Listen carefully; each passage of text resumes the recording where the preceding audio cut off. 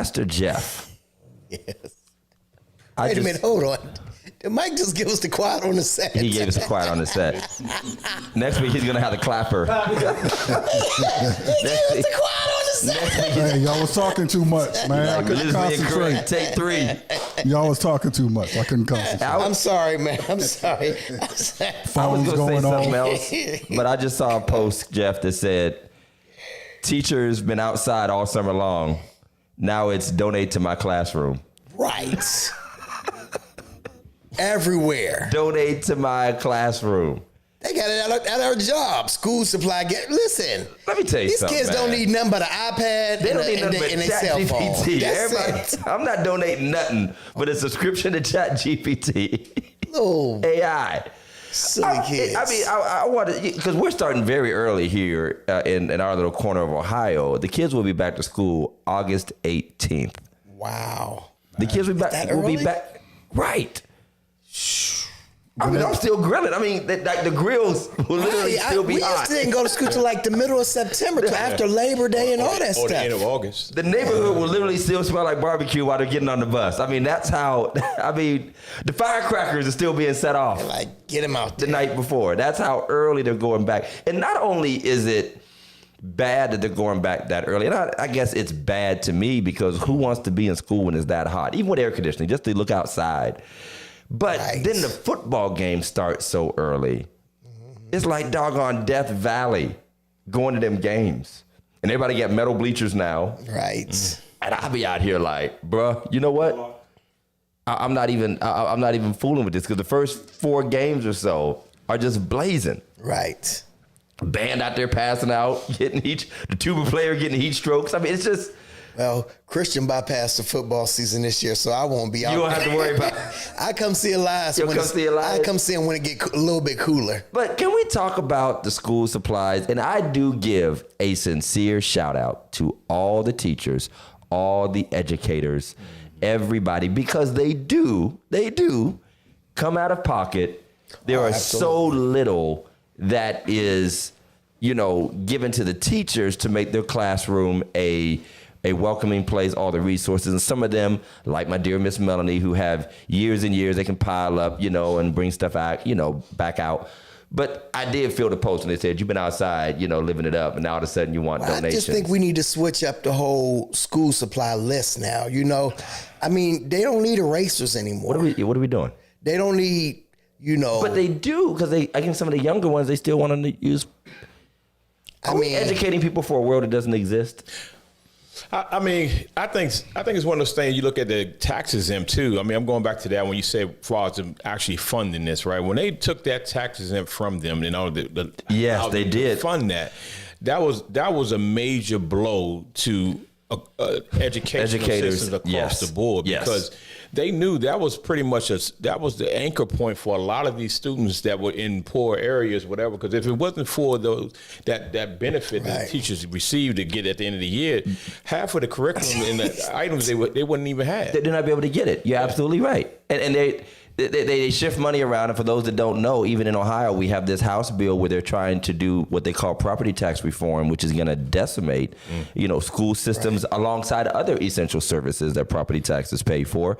And, but the whole model of school supply, we're already seeing the school supply collections. You have them on the job. The churches are doing them.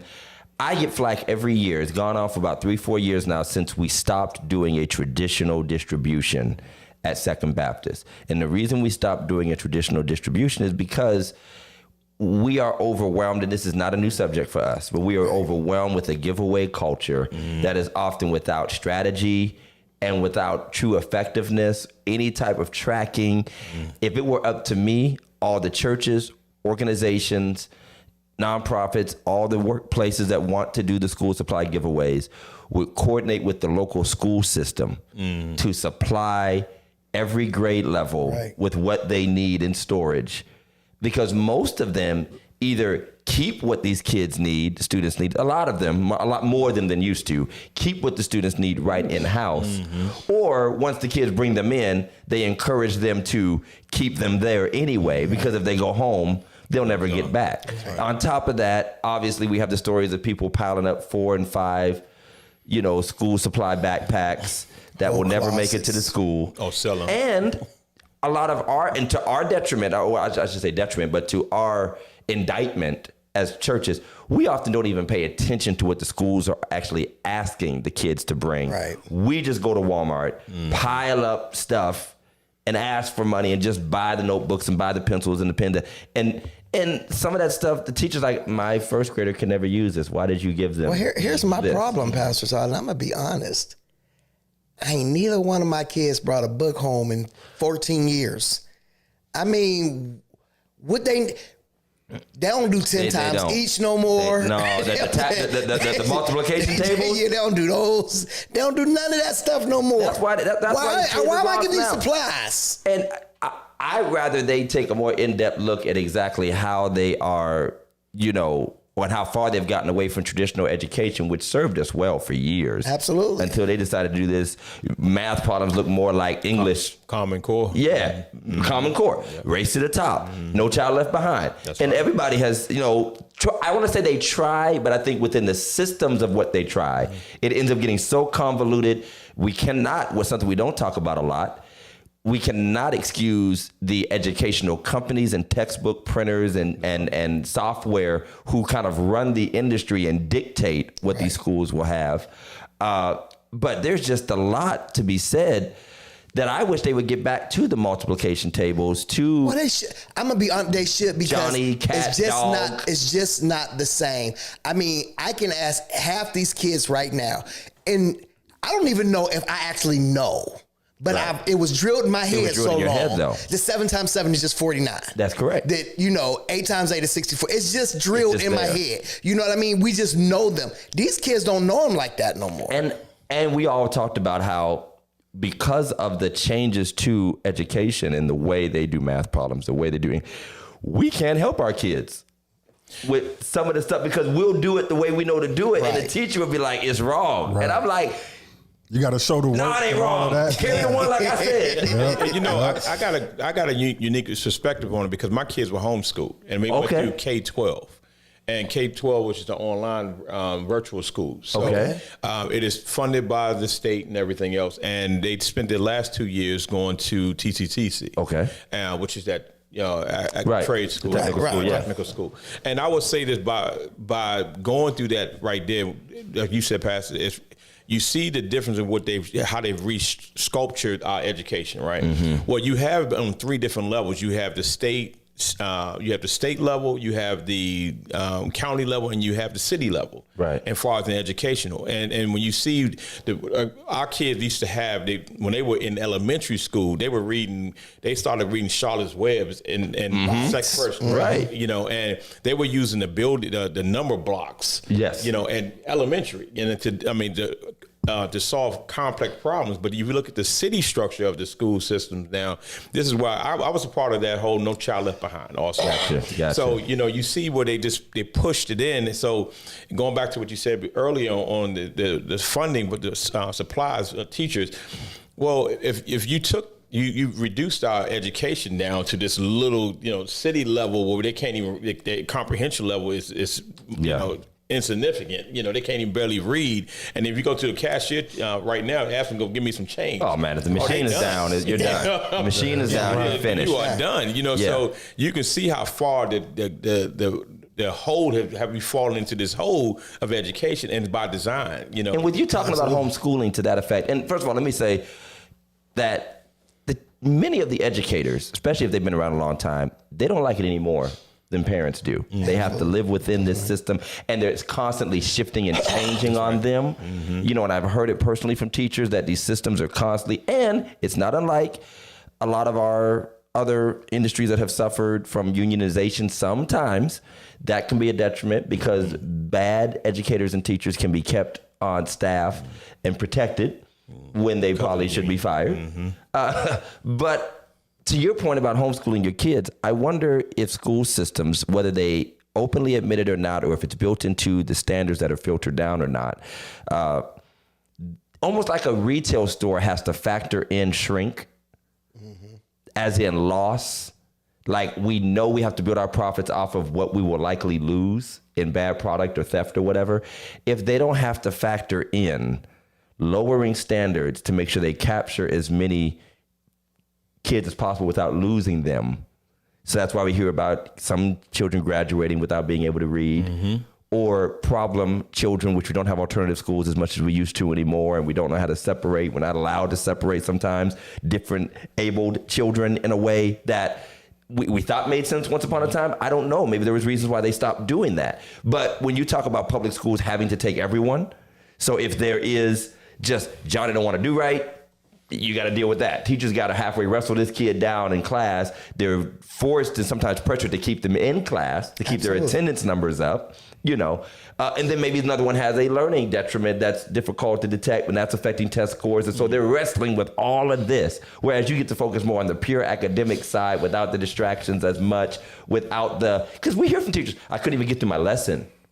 Because of what's going on, in the school and all of that. Well, they don't have, because they don't have that basement class no more. And we know that For us, it was third floor. For us, it was third floor at Harding. It was third They floor. don't got them no more. But you know if you was going down in the basement, you what was that? you knew where you were. Right. It was- you it had a was- helmet it was on. third- what was the one we had over If you came here? to school with a helmet on. Washington, what do we have over here? We have one over. Went to the basement. It was on this side of town.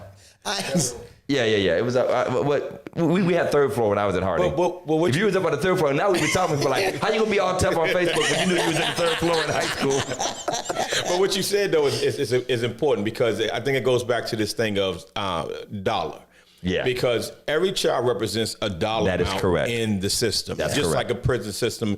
So for somebody who's in homeschool, that dollar is still being allocated for that child, Yep. but it's going to the K-12 district versus going to the public district. So it's like zoning, it's the same thing with your zip code.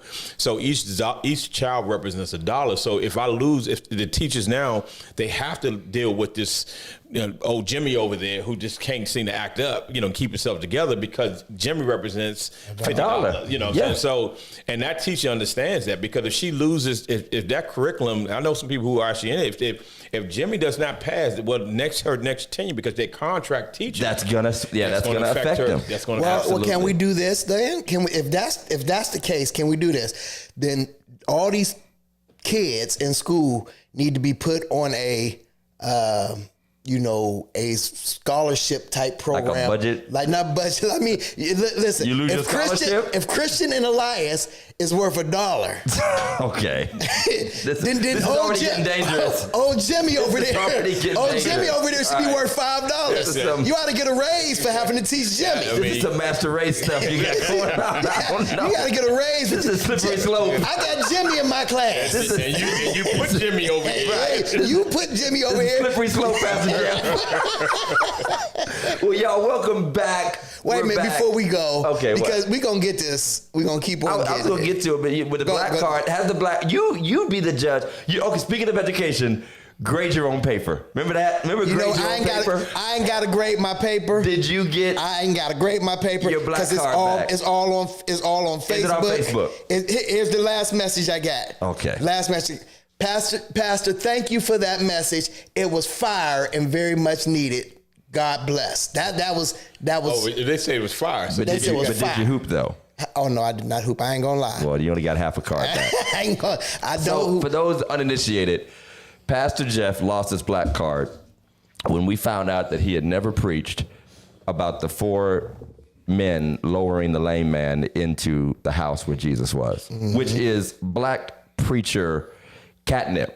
I mean, it's like if you're not preaching about breaking tear the roof off the sucker, See, and I'm gonna be honest. the That roof is is the on problem. fire, whatever. That is the problem. What's the because problem? remember, I came from a ministry that done Burning with Truth every year. And Burning with Truth every year was always about tear the roof. I just had got. You got tired of it? I was like, yeah, I you can't. should just stole one of their sermons a long time ago. just can't do the Burning. But he did preach on it, Yeah, I did and preach you got your black card back. You got your black preacher card back. And let me just say this. It was because a couple people made a post saying, just preach it if God says to preach it. No, Pastor Todd and I talk almost every day, and we always ask We're him, "What you always- preaching this we're week?" always on it. And so I had already, He already had it in his I heart. already had Yeah, it. I didn't It was challenge already. him to he it. didn't- Yeah, it was like Yeah. you better preach that. Right. Yeah, you better make ribs this week. I mean, that's like I ordered up the sermon. Right. Yeah, but I mean, congratulations, on getting your black card back, Absolutely. man. So welcome back. We've been off for a few weeks. It's been a busy summer. Which one of the reasons we'll talk about that in just a minute. We've missed you all. Like, share, let the world know that we haven't fallen off the face of the earth. You could tell by how late we started that obviously we're as back as we're ever going to be. We out of practice. We're out of practice or in practice, whichever one you choose. But we're glad to see you guys all on. Pastor Glenn, Sister Rita, my man Jason. Much love to Jason. We said farewell to his dear, dear mother this past Friday. And he, as a wonderful son that he's always been, really stood strong with his children and his family. Love you, man. Tevin, God bless you. That's Mike's Tevin, ain't it? Yes, sir. That's my Okay, son. from Vegas. Yeah, from Vegas. All right, didn't count me no free tickets to nothing while I was in Vegas a couple weeks ago, but okay. All right. Hey, Elder Howard, good to see you. I'm just speaking into existence, Elder. Got to keep the legacy going. But it's summer convention season. Speaking of that, Mon, I know some of your family members went to AIM, which I know out of my years with as a Kojic stepchild, it is not Ames. It's AIM, the Auxiliary and Ministries Convention of the Church of God in Christ. The Full Gospel Baptist Church summer convention was going on last week. There are a million apostolic conventions, which I love. Our friend Bishop Tyson, Bishop C.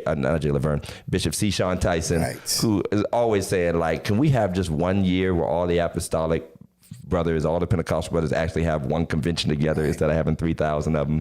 He said, we're supposed to be a oneness denomination, and we are. It's the opposite of oneness. Mm-hmm. But, and then we also have our regional and state. The Baptists call them annual sessions. Some people call them jurisdictional meetings and all of that. In the Church of God in Christ and some of our others, the camp meetings, Church of God. You have their camp meeting coming up at the end of July and August at the old campground where my family has their roots. And I said to a brother, as much as I love, because I have mixed feelings, I love the fellowship of the denominational meetings and all. But then I'm like, but July is such a prime time for both family and outreach. Mm-hmm. And I know that it makes sense. It's summer. That's travel for people. They can get away. Kids are out of school. They can go. But, in another week, I'll be in our state convention in Independence, at least for a few days. And we'll spend the whole week at Second hosting our Northern Baptist District Association. And I'm just like, man, these are some prime weeks. Well, so how do you feel about summertime being prime time? For one, I want to give a big shout out to President Pastor Michael Harrison, Yep. because he has put together the Christian of Congress education, as well as In one. All of us have now. None of us do them separate anymore. So we just have 1 week, Right.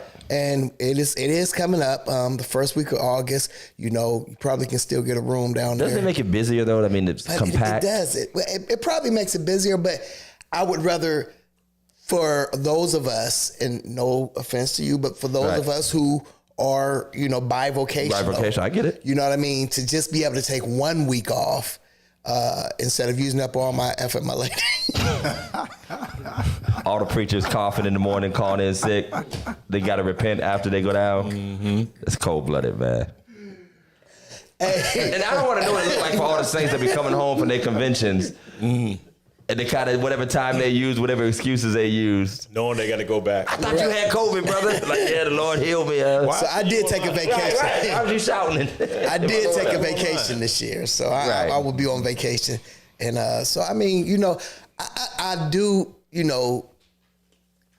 it's hard though. It is. Because like you said, it is, even with that, I am taking a vacation away from my family. Mm-hmm. You're right. You know what I mean? I'm taking a vacation, 7 days that I could be somewhere in the Bahamas. And we know where you like to be, on a cruise ship. Bahamas. Absolutely. In the Poconos. Yeah.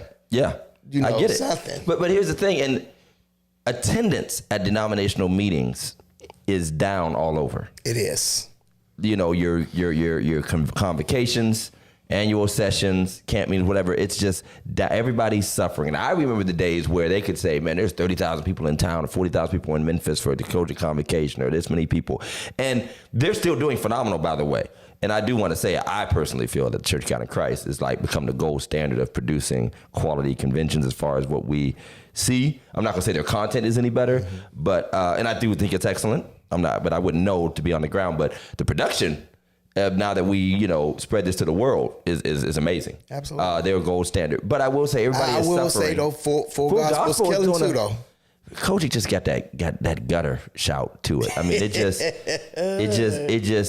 has that.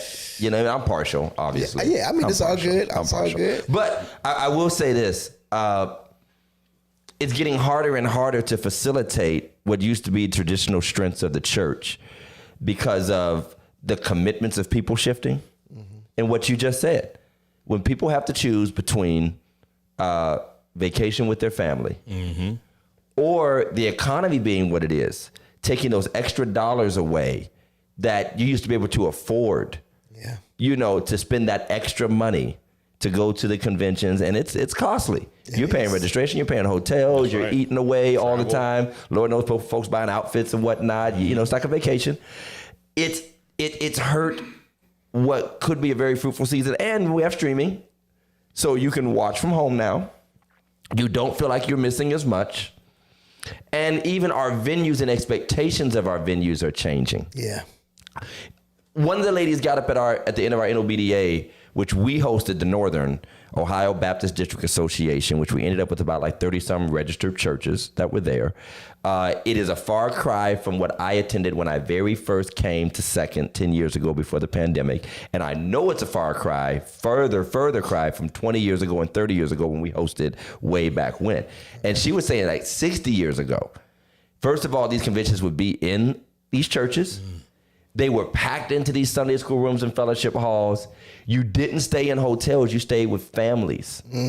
Like even if when she was a youth, like her mom would just pack her up and send her with one of the ladies from the church, and they would just stay with a whole nother church family in the whole city and just trust that they were decent people, make them breakfast in the morning and send them off to the sessions and all that kind of stuff. Now we're in the days of hotels, or you have to rent or utilize very large, robust ministries, maybe rent some other church that's not your own church, like a larger mega church in the area that has all the facilities that you need to do this. And our expectations, people don't even want to be packed up on top of each other. Absolutely. They're not, quite frankly, in the smaller ones because they ain't coming out like that. They didn't pack out Second like that. But it just feels the expectations are different. And is that affecting? Because I know financially, we're expected to pay for more because the people want more. So let me just say this before we go on, because I did watch a lot of y'all's, and y'all wasn't light either. We weren't light. Y'all weren't light. Y'all, it looked like you had a decent. We had crowd a good crowd. in Yeah. there. We had a good crowd, and we're grateful. I just don't for want that. people thinking. No. And before we go on, because I gotta, because this is gonna drive me crazy. This is absolutely gonna drive me crazy. Okay. Why is Carletta's name red? Is that something to do with She's Apple? on YouTube. Yeah, she on YouTube. Oh, okay. YouTube okay. comments are red. Okay. Facebook comments are blue. Hey, Sister Carletta, God bless you. I thought this was an Apple and iPhone thing. No. Well, if it was Android, it wouldn't work at all. I mean, just to tell you. But I'm just going to jump in real quick. Go ahead. By the way, Reverend Link McNeely is our guest today. He's one of our associate members of Second Baptist. We call him Reverend CL now since he got ordained. But he is Minister Link McNeely, Reverend Link McNeely, fine brother. He and his wife, Sister Tanya, and the children are phenomenal parts of the ministry. I love his approach to ministry, and good brother. We're glad to have you on the set with us. So everybody say, hey, Link, what's happening? But you want to jump in and say... I think you hit something earlier about far as the mindset of the day, because... what we have now because of technology and everything else, and it's economic, it's technology, I think we got to get to the point of it. It's also the position of people's hearts these days are different. Yes. When it comes down to things, now we talk about things of God. I mean, look how we feel about reference to just holiness. Just reference. Yeah. Just church alone. I mean, and then you try to talk about a whole week of hearing church. all week. People don't want to be in church like that no more. And the desire just to be there is like, okay, I'll give you one day maybe, but then you say all week. And even pastors do that now. Oh, yeah. Like, I know what days I'm going to come and what days I'm not going to come. Yeah. So you I'll be there on President's Night or Bishop's Night, or I'll be there on official day, or I'll be there on Moderator's Night, but I ain't coming to Christian Education Day. Don't expect me to come. Kid day. I'm not good. Right. So what's the point of all this? Is it just to congregate? Is it just to get together? Is it about money? Is it about business? What is the purpose? Well, I think that originally the denominational meeting was meant to draw the saints together from all the corners of wherever they were. It's for encouragement, almost like to galvanize the fellowship in a way, to build encouragement, share ideas, as many of them were forming, they were still filling out their structures, and that was in growth seasons, so it made sense. It's like we're growing all over, we're establishing, we want to know who our churches are, who the pastors are, commissioning, standardizing ordinations, all that, because that's what happens under the surface. We don't see it on the streams and the internet anymore, but they used to have classes, that's why every denomination, every meeting has a women's day, a men's day, a youth day, and then a president's night, but the auxiliaries was meant to touch the different facets of the population. And so that still happens, but that's not what we see. We just see the service with the hour-long offerings, and now they got hosts. They got like newscast hosts all like, welcome to the 105th full gospel such and such, and it's offering time. Like it's the Grammys. But so I would say be careful, just like any other church, there is much more meat on the bone than what you see on Facebook. Yes. And so that's partially our fault because we don't show it. But you always can't show everything. First of all, it's impossible to stream everything. And secondly, everything ain't for public consumption. That's right. The other thing I'd say is because we live in this world where there is a lot more, I'd like to believe, denominational interaction, and people choose more. They're not locked in. I'm Koji till I die, and everybody else is going to hell and Baptist, and those people are wrong. Now people pick and choose where they want to go more because those loyalties used to make them want to go and make their thing the best thing it could be. And when some of those loyalties break down, we have some in our church that were raised in down home Kojic, and they would have been in Memphis or wherever, but they're Second Baptist now. You know what I mean? So that mixture starts to pool because everybody has kind of shifted around a little bit. People who used to be Kojic are full gospel, and people that used to be Baptists are Kojic now, and people that have, so that's moved around where all these longtime loyalties are gone too. But I will say this as a closing point before we get to our little part two of the night, which is kind of like we used to do back in the day. We used to do like a part one and part two. Right. I have a feeling, and we brought the NOBDA, which is a regional convention, several cities large, only a piece of Ohio, about 30 some churches. We brought it back to the church for the first time since the pandemic.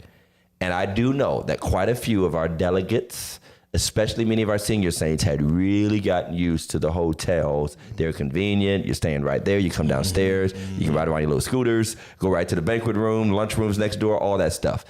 But I just feel like when it comes to utilizing hotels and these massive churches, if your population doesn't support it, go to your own church. That's right.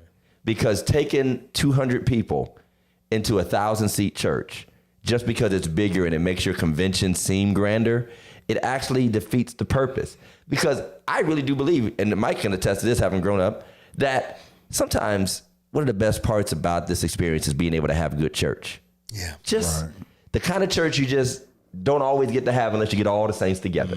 And when you start spreading people thin, or everybody sitting on banquet chairs and air conditioned rooms with no windows. That's what I was going to say. And you got to truck in a keyboard and a couple of speakers and try to make it feel like church. When you had a 300-seat church down the street that every other week, if it was a funeral everybody came to or a revival, you would have been up in there. And nobody's like that complaining. I think we got a little bougie and a little like high. And again, large conventions where you cannot fit these folk in the church. It was often prophesied, Bishop Mason would say, the Church of God in Christ would grow to a place where no one building could hold them, and it's true. But a lot of us ain't in that space. And so if you got one good Baptist church or Kojic church in your region and you can use them, Go to one of your own churches. Absolutely. You know? Ain't nobody shouting in the banquet hall. Ain't nobody shouting. You gonna run into the table. It's just Lawsuit, liability yes. claims. Yeah, you ain't even allowed to be that loud. You And the ain't- worst thing is, when you're at these hotels sometimes, especially if you're smaller, using the smaller rooms, you're like right beside the hotel sports bar. Right. And, you And the walls are thin. And the walls are thin. You got like a bunch of drunks out there cheering That's on right, the the walls Yankees. are thin. It's And you in there rolling on the floor and everything. Real quick. Yeah. When you guys go to these conventions, y'all go out of town, y'all go out to eat, and y'all go to these hotels. Yeah. Tip your servers because they will. Please talk about you if you take don't. care of and Saints locally and nationally have a bad reputation Bad reputation. for treating people poorly at hotels, for being demanding, for being rude. Where did the in their diva- church clothes? Well, where did the diva thing come from? Oh, my that's goodness. that's the thing that just bothers me. I mean, you ever, especially after a service, you know, You got your 10-gallon hat on at Red Lobster, and you just gave, you got your cat in the hat, Dr. Seuss hat on. You know, I mean, From you the spent cup. $300 And on. you're being nasty to that poor server. And I mean, they used to say like and I'm not picking on Church of God in Christ because I'm sure it applies to any church convention. It does. But my friends would say like in Memphis, like some people would go on vacation when they knew a church convention was coming to town. Yeah. And that goes across the board. I'm not picking on my Church of God in Christ friends, but I'm saying when they knew a church convention was coming to town, people were like, nah. They don't tip. They're rude. They're demanding. And then I got to sit there and listen to them have doggone at church services and speaking tongues in the hallways and stuff. Oh, they wanna sing. Spontaneously at 2 o'clock in the morning when everybody else tried to sleep. So please be kind and be good representatives of the city. I tell you, my wife hates me at hotels. She Yeah. absolutely hates me. I am folding up every towel. Oh, you're that I'm guy. making my bed before we leave. See? I'm doing it. I don't like not ask. I don't fold up, but I do make sure I leave it neat. I don't fold up necessarily, Yeah. but I hate to leave a messy room. I can't stand Yeah. it. I am very meticulous about the way we leave that room. Some of y'all saints be stealing towels. You know what I'm saying? Especially the monogram one. Right. Thank you, Elder Alfie. He said having small conventions at large churches is like playing the Little Raiders Sunday games at Ohio State. Only the families are caring. And it feels empty. It feels so empty. We know what it's like. We've done some gigs like Pack of Music Hall. Man, you think you sold 300-400 tickets and you were successful till you found out that joint sat 2,500. Yeah. And it feels empty. So y'all have y'all conventions in y'all churches. And honestly, just take it from me. I'm a prophet about this. It would revive the spirit of your meetings if you would go back to the churches, because the saints would remember what it was like to fill up churches again. That's a different kind of feeling. It just excites you to be shoulder to shoulder in a familiar place. If you would not go to that big, massive white church that seats 2,000 when you only got 500 coming and shove your people, it might be a little inconvenient, but I promise you, you'll have some good church. Absolutely. Miracles Preacher might gonna even preach. happen. The Preacher's preacher gonna gonna preach. preach. Saints gonna Gonna shout. preach. I'm telling you, Absolutely. the mothers don't want to shout in strange places. I'm telling you, people act different. It's like going to grandma's house. You can lay up in your house. When you go to somebody else's house, Ain't no Hammond B3 in the Marriott. listen. It ain't. I don't care how many keyboards y'all create. It ain't the same. But y'all, thank you for watching. We've been away for a while, but the format's still the same. It's time for Meme of the Week. Meme of the week. Meme of the week. Welcome to Religiously Incorrect, ladies and gentlemen. Meme of the week. Meme of the week. Thank you. Send us your memes of the week. Meme of the week. Meme of the week. We are. These are all jokes. We are just playing. All right, I'm going to just be real brief with this intro. This is every musician's nightmare, but I will just say it's offering time, y'all. And having been a musician myself, offering time always seems to be a time for something to go awry. And this is every musician's worst nightmare. And this is why there's so much animosity between musicians and ministers and pastors. Play the video.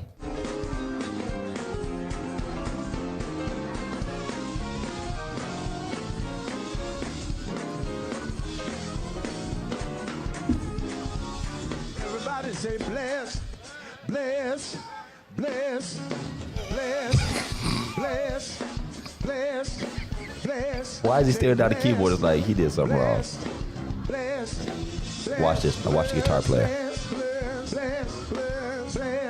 Come on, say, we're blessed in the city. We're blessed in the field. We're blessed when we come and when we go. Down every struggle, sickness and poverty must cease. For the devil is defeated. Why do we do this? Just tell them what to play before it. Just let them play whatever they're going to play. And first of all, they were jamming. They were giving a nice, good church bump. That's good marching music. That's good giving He couldn't music. sing to that, though. Yes, you could. He couldn't. Well, he didn't know the song. That's what I was going to say. You can't sing that. He switched that up. And can we please retire Blessed as the offering song of black people? He can sing that. It's like everybody can sing that. It was You Can't Be God Given Given. for 130 years. And the next And then it turned into Blessed.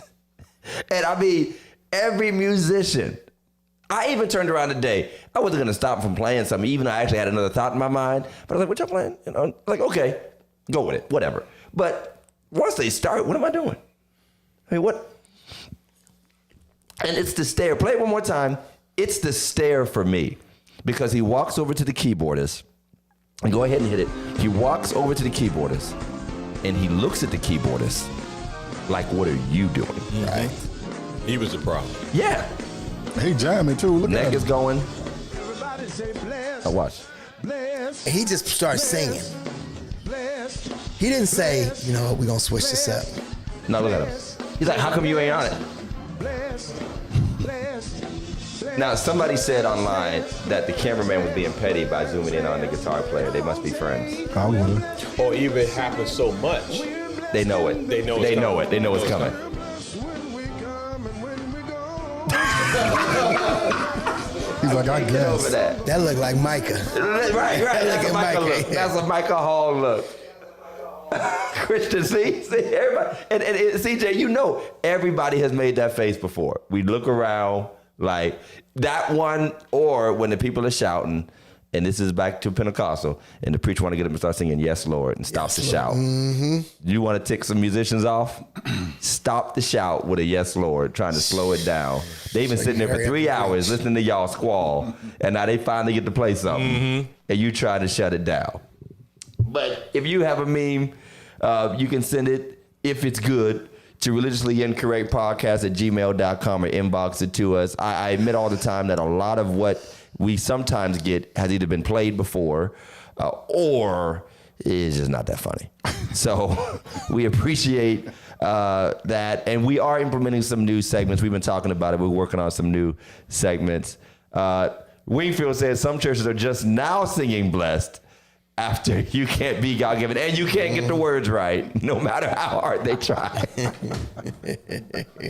No matter how hard they try. And growing up in a non-traditional church, I didn't hear You Can't Be God Given a lot when I was a kid because we had more of a modern church when I was a kid. So when I started going to my wife's church and the mother would start singing, I was like, what is this?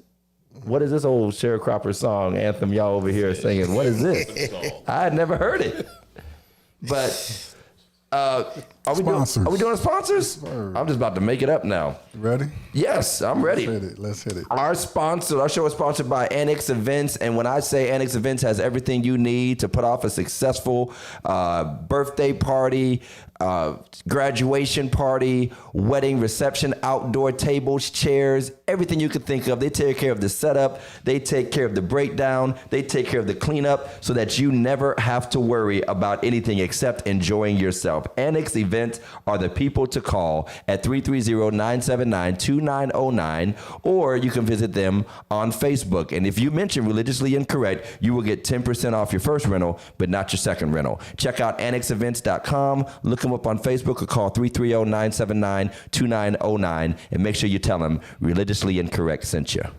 So this official second half subject that we'll kind of close on is called What's Your Rep? What's your rep? And I want all of you to share this, to tag somebody, maybe tag a pastor, because Jeff had an interesting concept and precept that I wanted to talk about, which is guarding, recognizing, and understanding the reputations of those in ministry, particularly pastors. So give us your take on what brought you and what you think we need to tackle here. Well, I think it started out because I you know, as most of you know, I pastor down in Steubenville now.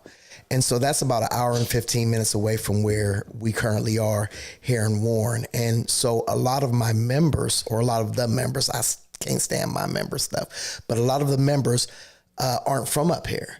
And so, but they have now started meeting people that are from this area. And so I get a lot of, hey, I met such and such. They said you used to be their pastor up in Youngstown, or they used to be a pastor up in Warren, and they had nothing but good things to say about you. And so after about the third time, I told them, I said, somebody ain't gonna have something nice to say about me. Sooner or later, everybody don't like me. Right. I am not. Everybody hasn't had a good experience. Everybody has not had a good experience. Some of the churches I left, people still are mad about the way I left or whatever. So it's but everybody has this reputation. Each and every pastor, minister, and I can still remember the late Reverend John F. Maiden.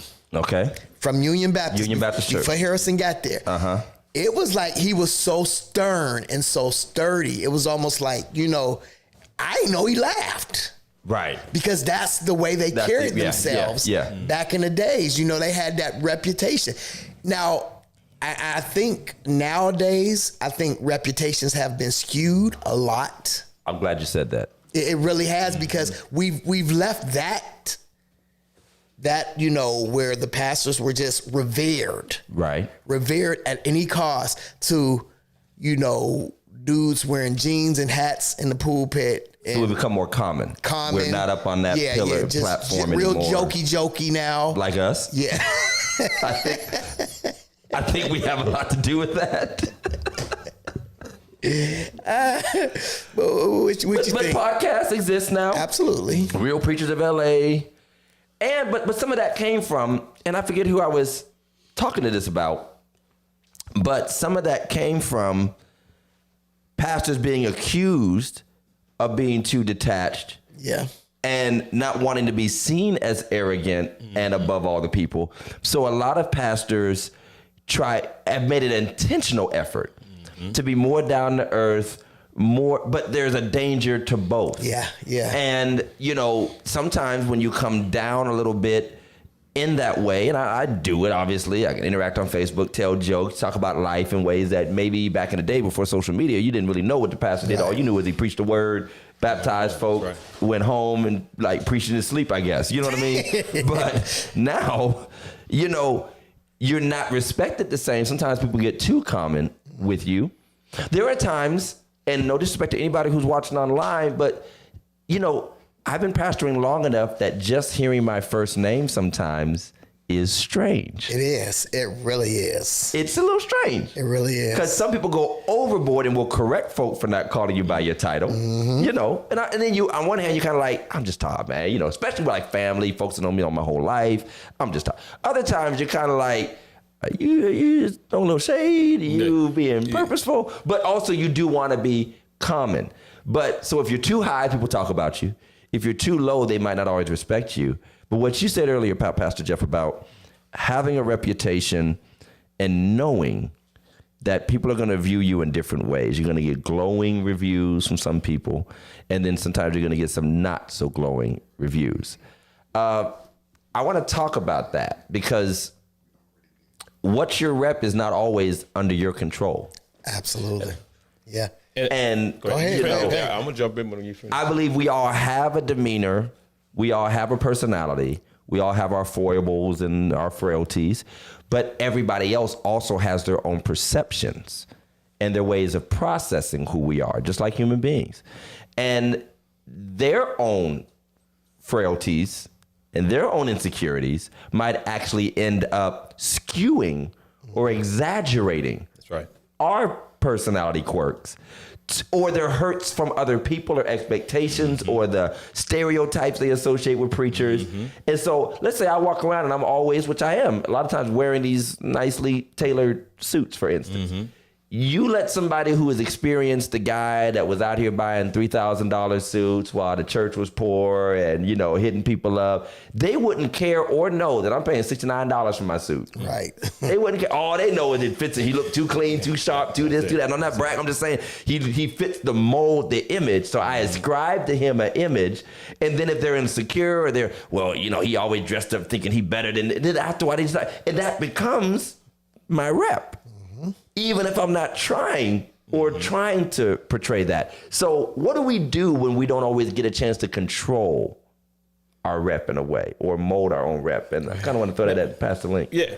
I think it's one of those. I had a conversation with a partner of mine, you know, as being over the road, truck, you meet different people. Yeah. And one of the things I get a blessing to do is minister to truckers. Okay. Because the trucking world and the mindset of a trucker is a different type of mindset. Okay. And he because they've been pulled from so many different states and everything else, everybody's kind of comes together, this big glob, and they have their own opinions, especially about the ministry, especially about preachers. Right. You hear this a lot. I mean, you know, because you have people that want to follow all types of followings from Kemet to Islam to everything. But when it gets down to talk about the preaching, Yeah. you know, it seems to stir something up in them. You know, it's like it's some you can give him a pass, but you can't get this minister over here a pass. It's like an instant negative connotation to the Christian ministry. Absolutely. And I had the conversation I had. It was one of my partners. He's a good guy.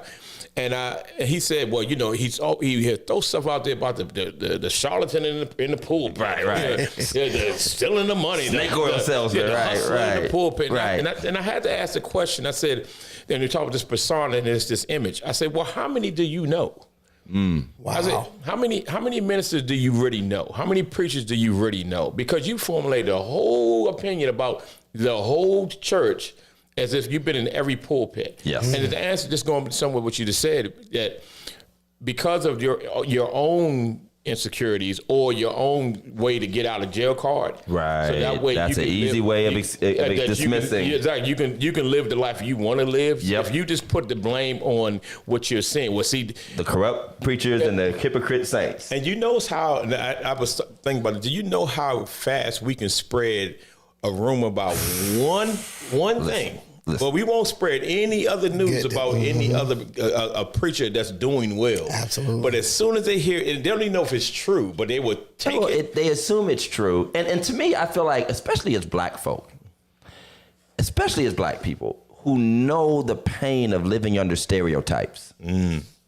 We know the pain in the same way that grandmother wouldn't want their grandson to be called a thug just because he has a hood on. That's right. That same grandmother would be the one calling their pastor a crook, you know, just because, you know, and with the same assumptions, the same imagery kind of, you know, inclinations. And I'm like, well, we should know better than anybody how dangerous it is to paint with these broad brushes. Like you said, how many do you know? How many have you ever actually talked to? And I'll say this transparently because I don't care anymore. I mean, I'm on my way past that. I'm not as bad as Dr. Harrison with not caring. He always says he ain't took his pills. Right. We had a member of our own church when I was working on this last project that caused a little bit of a stir with the city. A member who claims to be a member. Tell people, well, he's lining his pockets. Wow. And so here's what'll happen. If someone outside, which it was, people outside the church, they were like, well, one of his own members said it. Right. That's right. And if I went back and said, this person don't come to church, you know what I mean? They ain't never really been involved. That doesn't matter. But I also remember being that guy, younger minister, who was all too eager to believe what some other member or family member who had a so-called inside track. And they're telling me how so-and-so is doing wrong, or you know what my pastor's doing. First I'm like, why are you there if it's that bad? Right. That's right. You know, or they're, well, I'm family, so I wouldn't know, but you didn't tell me you was the funky cousin that never liked him. That's right. You know what I mean? The one they always have a The problem one that always, with. right, I was causing a problem We'll with. talk about that. So it's like now when you're on the other side of that fence and you recognize what one person's offhand comment can do to your reputation, and by the grace of God, and you've been here, Jeff, and I know at some point in time, if you haven't, you will be, you'll meet a person who will admit to you what many people won't, that they had a wrong impression of you because of what somebody else said or just the image they thought you were casting. And they're like, oh, now that I got a chance to talk to you. Well, now I got the chance for you to kind of mention what happened with that situation. It doesn't sound anything like what I heard or what I thought or what I assumed. And I've had the gracious opportunity to have some of those conversations. And then I think about all of the ones I don't have a chance. Right, you never got a chance. I mean, can I just throw this in gumbo for free? Yeah. Because oftentimes it is the truth, but you don't know the motive. Right. So Right. you see me coming into church and I got a million things on my mind. And you Yep. may say hi. Yep. And I just missed you. I just missed you. I just missed you. I Man. was not trying not to speak. Yep. I was not trying not to shake your hand. I didn't see your little son grabbing on my pants. You know what I Right. mean? I'm just trying to, make sure the media is right. This is all this. And all of a sudden you take that one act And it say, turns I'm into you're arrogant, funky, I you don't don't talk, talk to folks. all this, all that. So yeah. And it extends to our wives and even other members in the church. One thing I've learned, and I'm from a position of what you might want to call prominence in this little local area, is that you're like really in a fishbowl, and you make emotional investments in trying to please the social expectations of your world. So when you're in a restaurant, you got to speak to everybody. Absolutely. You got to make sure, like my wife would get aggravated that my head would be on a swivel because I know the consequences of someone claiming they were in the booth right behind me and I didn't speak and I genuinely didn't see them. So now I would go out of my way to walk over. My wife like, you ain't got to do that. You ain't got to. I'm like, no, trust me. I do.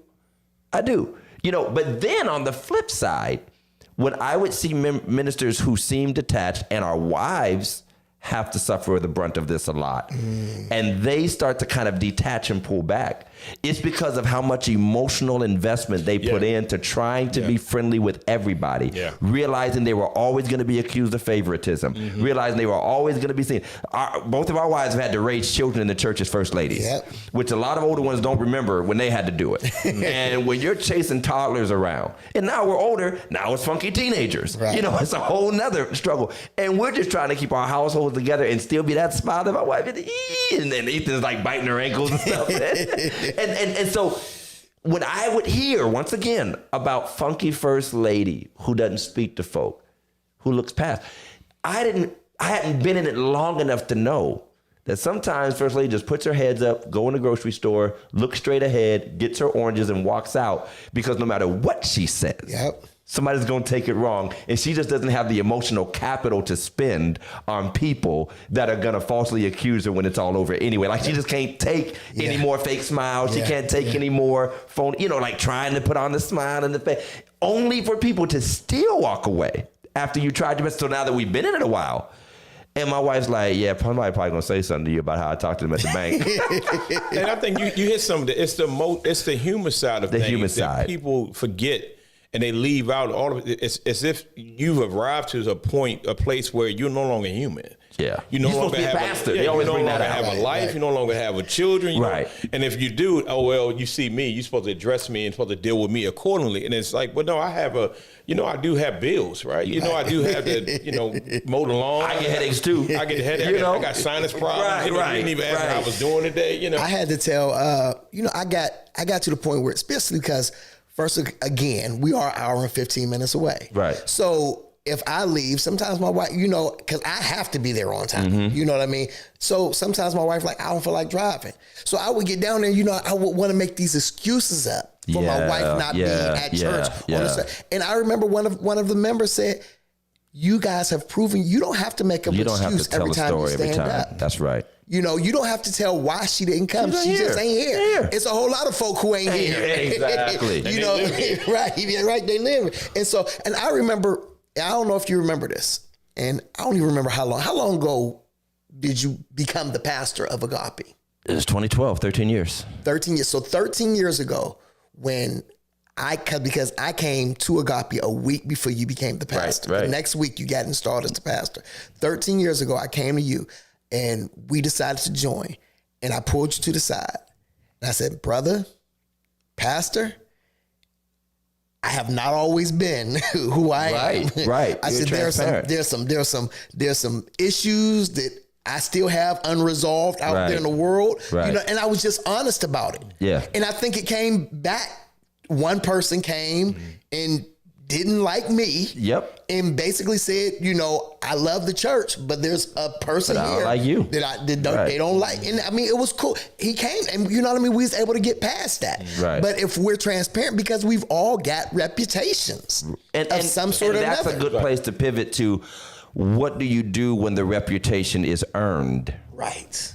Whether it is holistically, whereas enough preachers have misbehaved or struck that poor image, that to a degree, it's somewhat fair of people to be skeptical. As much as we don't like it, as much as we feel like you don't know all of us, you never got to know me, that whole thing, you know, I mean, how many football players got to get accused of beating their wives, or how many, you know, whatever, that you just don't know, like, you just never surprised anymore when you hear about another one, you know, involved. There is a healthy enough skepticism that we have to wrestle with. And then there are earned stories. And a prime example, God rest his soul, was between the time that you sort of pitched this idea for the show, and then we had a few weeks off, the Reverend Jimmy Swaggart died. Yeah. And me being a young kid who was raised in that 80s, 90s evangelical world, and I was the kind of guy as an adult who would go down these rabbit holes on the internet of reading about these figures I vaguely remembered. Like, who is Jim Baker for real? Like, who is that? When you, like, I mean, people would say, well, why would you still mention the scandal? Because I actually saw a brother who's younger than me was like, man, when they put up the obituary and they put up on the news that he died, they still mention the scandal and all that. Well, why? I'm like, well, that ended up being the biggest part of his life.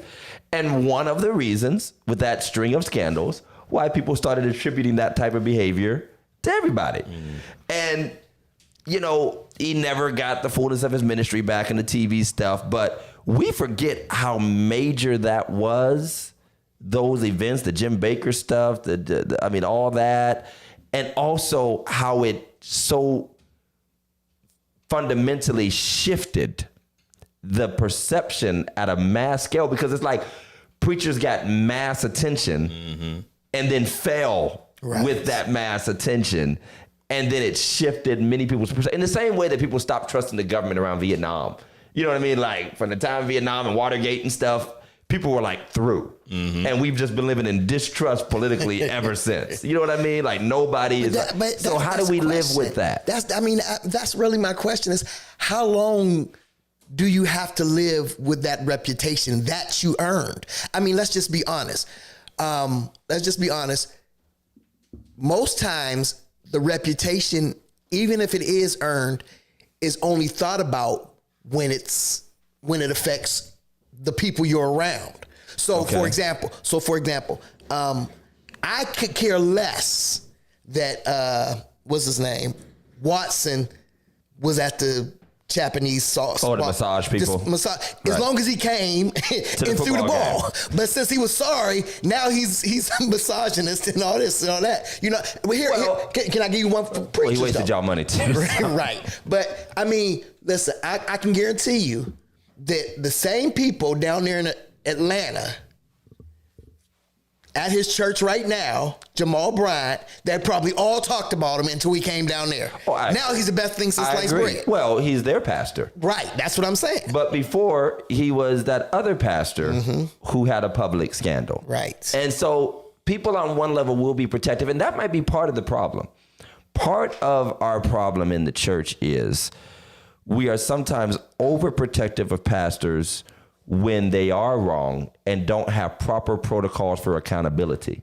And that's, I'm sorry. And that would help if people knew that the pastor was being held accountable. Absolutely. But because too many of them are allowed to sort of dictate what will and won't happen to them. And it is a little disturbing to watch somebody run through women in the church, steal money from the church, and watch folks still run down the aisle and give them all their money and say and act like he's better than Jesus. That's disturbing to people. It is. But you hit it. The first thing you said, it's ownership. Own it. You got to own that, because I think it's the same problem we have when it comes down to racism. You know, you don't own it. Right. But I agree with you, but I think you can own it without being arrogant about it. But they're often not. But that's the thing, because we don't really see a lot of ownership when it comes down to leadership when they fall. We see scandals, we see Correct. people going through, we see people trying to cover it up, but then we still see them, a whole section saying, well, you don't know the whole situation. No, it's the That's evidence not is- how not my anointing. Oh, my There it goodness. is. You know what I mean? So Right. ownership would go a long way for people to accept, even if you have to sit down for a period of time. Right. I think our people, we have the capacity to take somebody as if we knew they actually owned what they did. That they owned it. And we're held accountable. Yeah. And you can't control that people in any situation. I don't care if it's just a personal friendship, you feel like you've been betrayed or mistreated or whatever. Some folk will choose to hold that against that person forever. There's nothing you can do about that. Other people will say, I accept you took accountability or whatever. Absolutely. But the other side of that is, again, the game in Western Americanized Christianity has been going on long enough that there are whole protocols for fixing That's right. these Covering. situations, like Olivia Pope Yeah. style, Yeah. you know, where there are literally consultants and processes within denominations and amongst high-powered, especially the upper echelon, where when the scandal drops, when the rumors get on the blogs, there are already people in place ready to reshape the narrative. I'm talking like Hollywood style stuff that we don't always listen to, where literally they pay people to make comments rebutting, you know, accusations, undermining the person who's making the accusation, this, that, and the other. And again, because we know these things are at work with some, we often paint with a broad brush with everybody. The truth of the matter is, and there have been some doggish behavior from the local church in every city all the way up to the highest echelon. But most of us ain't getting off like that famous preacher you heard of. You know, we're crushed, our ministry ain't going, and we all have the same dynamics at different levels. But I think that there's sometimes a lack of ownership and accountability. And some people just need to step away from ministry and understand that this is not what I can legitimately get up and operate in at this point because of what I've done and the damage that it has caused. And if you continue in that, you actually become a hindrance. Right. With all those who actually are still following, sitting under you. Yes, Because yes. I've watched a lot of ministries where we've seen with our own eyes the actual, this is playing out right in front of us, and yet you don't acknowledge and you won't admit or step down, and then you see the death occurs inside those churches. And don't think that pastors, and I bet every pastor that's ever ended up in a difficult, even if it's a temptation, maybe they didn't follow through with the temptation, but the temptation came with the opportunity, door was open. Maybe it carried on for a while. Maybe, let's just make a scenario. Maybe some young lady was just sort of pursuing, flirting with the pastor, or maybe he's miserable in his marriage and he's just sort of building a friendship. Maybe nothing to the furthest levels of sinfulness have happened just yet. But don't think that calculations don't start running in their mind based off what they've seen before. Or I might lose 40% of my, you know, congregation at first. And based off what I've seen, you know, I've watched others go through this, and I see his brother built his ministry back up after his divorce, and they seem to have accepted his second wife. So Well, they it's said like you can retain 75% of your church. it's literally a statistic. Yes. You can retain a 75. certain percentage of your church, especially if you're known as a dynamic preacher and a strong personality, and you have that kind of flavor. And some pastors be getting up just pathetic and greasy and like. I mean, the fact that you all have percentages on It's it. real. But that shows you how much it's happened. Wow. How much information has been shared about it. And trust me, and it's funny about But with the truth be told, and I understand what you said, but the truth be told, it's because we live in a grace-filled society. Correct. We live in a, you know what, I probably done it too. I just ain't got caught. I ain't get caught. Yeah, I mean, Or he's I just a wouldn't man. want someone to start airing out the rumors about me, so Right. I'm not gonna go too hard about Everybody the other had guy. problems. Now here was the issue for those that don't know. Since I went down one of these rabbit holes years ago, I know more than I should know because I just love to read through stories. And so drama. when I was reading, drama, yeah. But I was interested because I love to know how things processed out. So I was reading up on the Jim Baker stuff, the Jimmy Swaggart stuff. For those that don't know, a part of his fall was attributed to him being in a rivalry with another preacher. And both of them were trying to level up and go beyond regional to national, like TV ministries. And he was on a campaign to expose another preacher. Wow. Both of them had women on the side. And the man's name was Gorman. He's died. Swagger's dead now. But he was trying to expose this other preacher. When I say expose, I mean he would call the local news. Wow. And tell them, meet me at the Motel 8 on Route 52 because Gorman's going to be there with his mistress. Wow. And so he helped cause the fall of another guy. And many people believe that when he got caught with his, it was like retribution. Some people say it was divine judgment because they would literally try to take each other out because of that burgeoning TV ministry, mega ministry stuff. And it's just crazy to see. And I think it still happens. Like, I mean, and we've been to conventions. We've sat in the back rooms of preachers. When the stories start flowing. They flow. When they start flowing. They flow. You know, and what's the name? Better shut his mouth because if the wrong thing end up on TikTok about him, it's going to be da-da-da-da-da. And so what's crazy is that it was a whole like contest to see who could make the other one fall so that their ministry could thrive. You guys have to watch The Righteous Gemstones. You keep saying, I got to watch it. You got to watch That's that. an HBO show, right? Now, it's not for everybody. It's not for the sanctified. It's not for Don't watch everybody. this, Mother Marsh. But yeah, just hearing that story, it reminds me of that show. Just like The Wire and Oz and some of these shows have a lot of truth, and sometimes the truth is stranger than fiction. Listen, y'all, and this could be anywhere, anytown, USA. This could be any town, so I ain't talking about nobody because I could be talking about everybody. The number of churches where the mistress showed up, and shut that joint, the number of parking lot battles, the number of times where fights have broken out in church meetings and even in church services because somebody knows this about someone, the preacher, the deacon, the this, to that. I mean, it's so tragic how common, and that's just the stuff we hear about and see. That's the stuff we hear about. It's like you said, though, those backroom conversations, especially when it's a group of all males. Yeah. And don't let one of them say, I kind of struggle with this. Boy, that's going to open up the door. It's going to open up the flood. I mean, I've had brothers be like, I ain't struggling at all. It's not a struggle at all. I mean, some enjoy, the reputation of the single preacher. That's a real thing. The reputation, some of them are single on purpose. Absolutely. Single on purpose. They first of all, I'll never forget that iconic Jackson 5 miniseries when Jermaine got married. Oh yeah, you messing up. And Joe said, "It's the end of Jackson 5." You married Hazel. It's the end of Jackson 5. But that's how some pastors feel, because them women was coming because they thought they had a shot, or at least the image of a pastor without a first lady is just a little bit more fantasy like for them.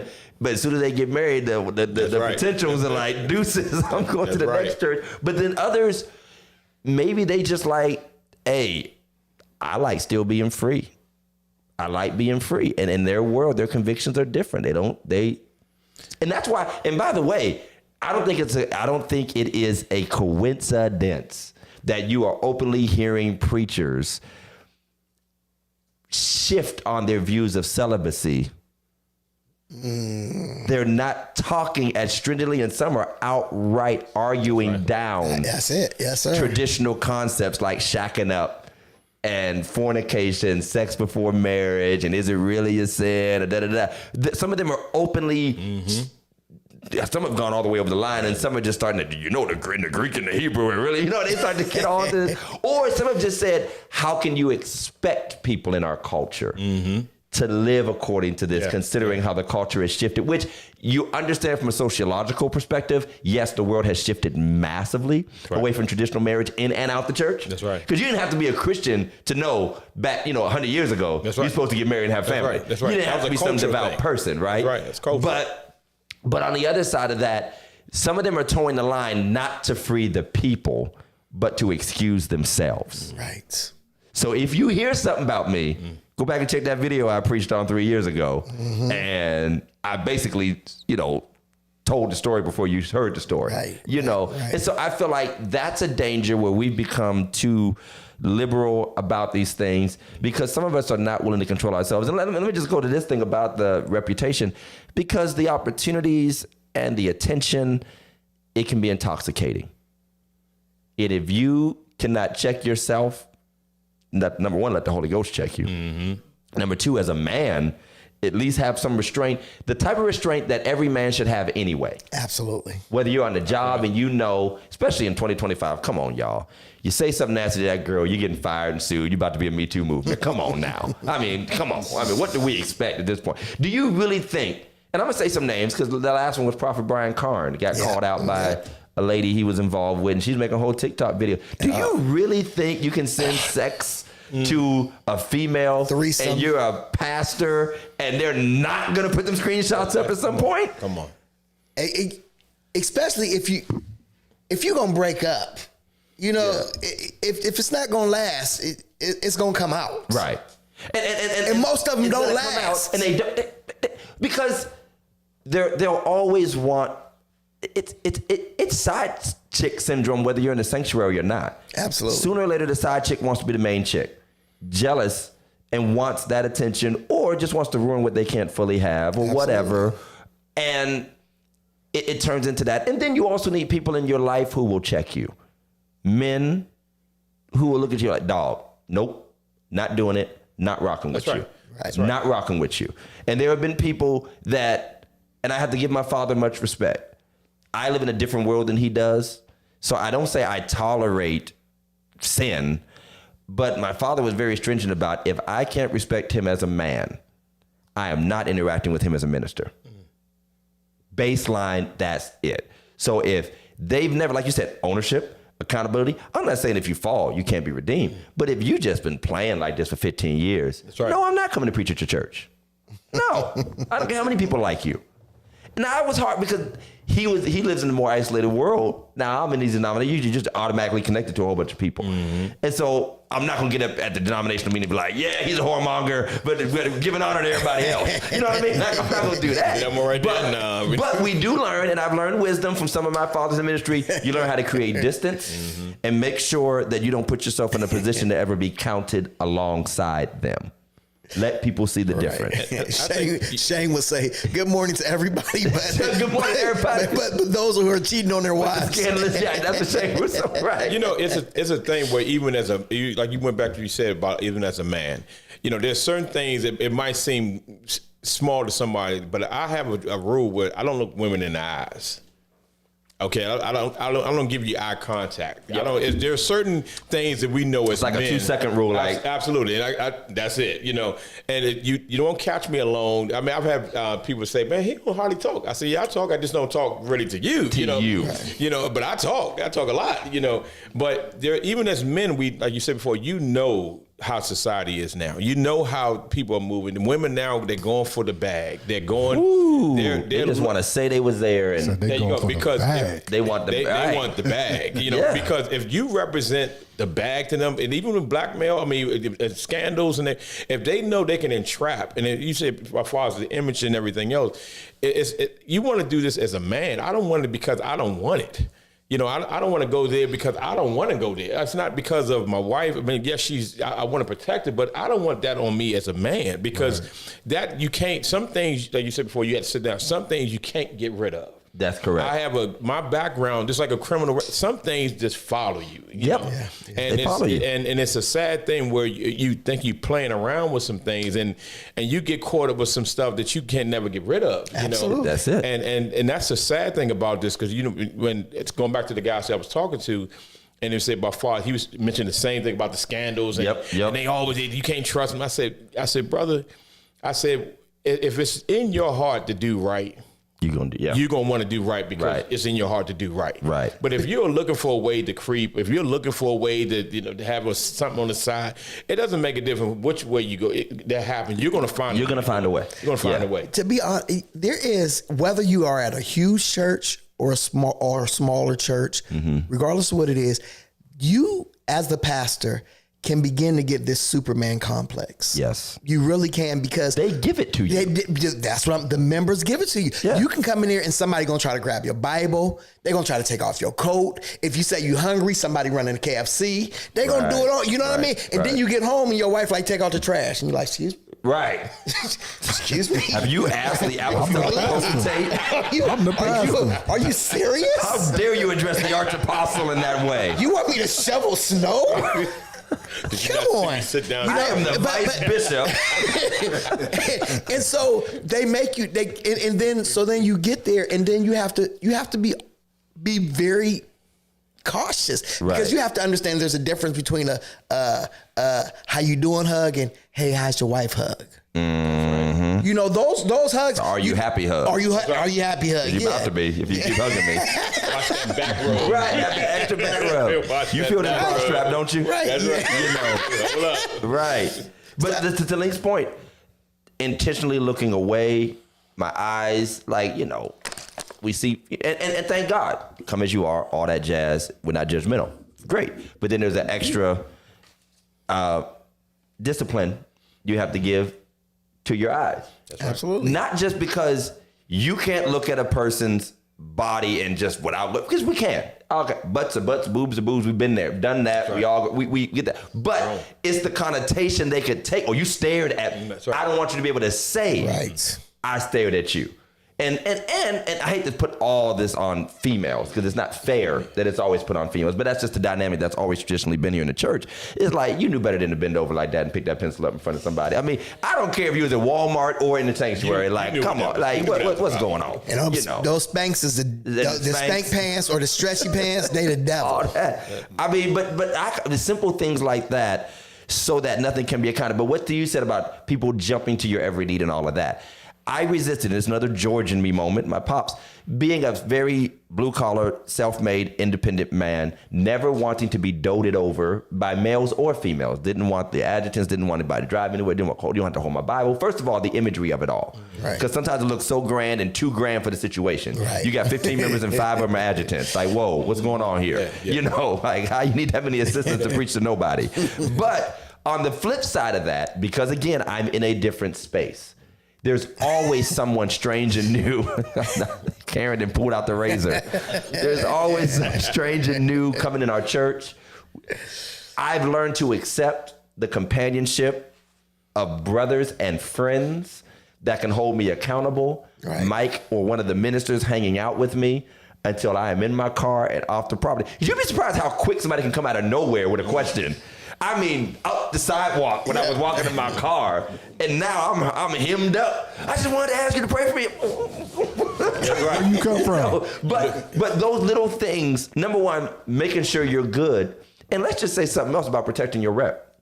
Sometimes you do need people around you That's right. who do love you and who do want to take care of you and make sure your needs are met so that the wrong person Right. will not try to meet your needs. That's it. That's right. So that the wrong person, if Pastor needs the water, one of my brothers, my wife, somebody, nurse, they gonna get. I don't need Sister So and So That's right. with the cleavage to come over. They like to come I through all had the one in time. my purse. Yeah, I bet you did. You know what I mean? Like so, but you need that so that if I'm hungry, if I'm frustrated, if I'm tired, somebody's there. That's right. That I trust that will get that thing, and I'm not some needy person, and I had to learn to accept that because number one, you need the person there.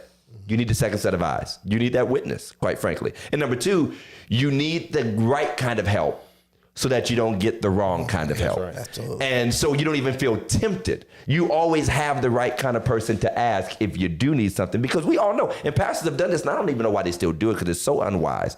Why would you even call a female that's not your wife or that's single, and ask for something like, I could really use it. I don't call nobody talking about I could really use a cake from nobody. I mean, I got one older mother that I can ask for a cake. One mother deaconess. But right. I'm not just telling some sister, I like that chicken you cooked and make sure you make me some next. I'm not just telling random people that. I'm not doing that because it just opens a door that somebody can kick open or they can make up. And by the way, here's another part about reputations. People lie. That's right. That's what I'm saying. People will make up whole Absolutely. stories. All the time. Absolutely. And unless you got your location on or your iPhone to prove that you did not swing by their house when you was going to get some recording gas. those. You know what I'm saying? Because they could just, and who would, let's just be clear. If somebody today, about any preacher in our city or our state, just today said, such and such Reverend so-and-so is a big phony. He's been visiting my house for the past month. Number one, all they have to do is post it. That's it. That's it. It's over. All they have to do is post it. You will spend the next 3 years trying to untangle. And the person could be schizophrenic, out of their mind, living in a delusion, and people won't care. People will say, well, they probably went crazy because he made him go crazy because he was convincing her that she would, he was gaslighting and all this kind of stuff. But the world we live in is so quick to believe anything. And there's enough that has happened that's real. That and this exists for black men, period. The worst thing you can do as a black man is be accused of mistreating a woman or especially a white woman, or any type of person. And the worst thing as a preacher is just for someone to say you did something. You'll end up untangling that for years. I do want to address what Hope said, because that's created a whole new industry. And Karen jumped in on this about, did you see, it's a long paragraph. Go up. I saw it, yeah. Mm-hmm. The viral video about the pastor's wife, there have been several of them.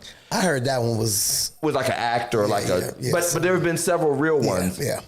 Where now pastors' wives, co-pastors, or whatever, they feel the need now to address whether real or imagined threats to their husbands. Because maybe the legacy has been these long-suffering first ladies that will kind of put up with it. First ladies now, and now we got a different. That's right. We got the Karens now. That's right. Which is the black Karen. That's a whole different kind of Karen. Yeah, we got the ones that put their hands out. But that's created, I think, another overreach or overreaction where you feel like you have to spend your whole ministry threatening everybody, swearing up and down that your man is finer than they are. You know what I mean? And I'm not saying be proud of your husband and all that, but after a while, that becomes a turnoff because as a way of combating the threat that somebody might be, now you just turn into this person that everybody wants your man, I got to threaten, I got to say this sharp mouth stuff, the man got to get up and say a bunch of stuff. Then people start talking about sex and how satisfied they are more than they should. I don't need to tell you how much I'm in relationship with just so I can scare folk. I don't need, but it's created a whole side response, if that makes sense. And what do you think about, some people call it keeping it real, but now it's become, I don't need to get in the pulpit and say, the most I've ever had to say is that I don't need to cook for me. My wife cooks for me. I don't need to say, my wife keeps me satisfied. She do everything I want to do. Because now I believe it can become another toxic way. And actually in another way, you're still sexualizing yourself. You're sexualizing yourself and your person, and people begin to talk with their minds.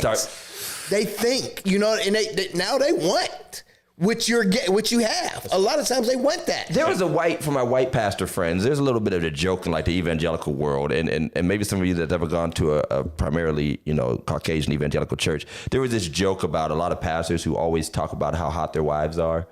And they would just, and it was typical because they usually had good looking wives, but they would just always say, my hot wife, and they're trying to be cool about it. And then black folk, how we do. She's the cream of my coffee. She's the, switching my swag. She's the right, all that gravy on my right. And and after a while, you're attracting Pierre. But